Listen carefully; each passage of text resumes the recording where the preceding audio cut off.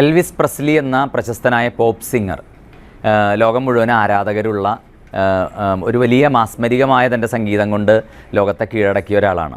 പക്ഷെ അദ്ദേഹത്തിൻ്റെ ജീവിതം വലിയൊരു സങ്കടത്തിൻ്റെയും സ്വസ്ഥതയില്ലായ്മയുടെയായിരുന്നു. തൻ്റെ ജീവിതത്തിൻ്റെ അവസാന നാളുകളിൽ 42 വയസ്സിൽ അദ്ദേഹം മരിച്ചുപോയി. അവസാന നാളുകളിൽ അദ്ദേഹം പറയുമായിരുന്നു, എനിക്കൊരല്പം സ്വസ്ഥതയും സമാധാനവും കിട്ടുമെങ്കിൽ ഒരാഴ്ചയിൽ $10 ലക്ഷം അതിനുവേണ്ടി ചെലവിടാൻ ഞാൻ ഒരുക്കമാണ്. പക്ഷേ അദ്ദേഹത്തിന് അത് ലഭിച്ചില്ല. ഈശോ പറയുകയാണ് മത്തായിയുടെ സുവിശേഷം 16:26, ഒരുവൻ ലോകം മുഴുവൻ നേടിയാലും തൻ്റെ ആത്മാവിനെ നഷ്ടമാക്കിയാൽ അവൻ അതുകൊണ്ട് എന്ത് പ്രയോജനം?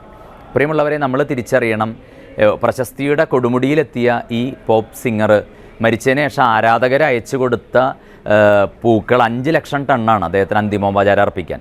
ഇത്രയും പ്രശസ്തി ഉണ്ടായിരുന്നെങ്കിൽ അദ്ദേഹത്തിന് ഒരിക്കലും സ്വസ്ഥതയോ സമാധാനമോ അനുഭവിക്കാൻ കഴിഞ്ഞില്ല.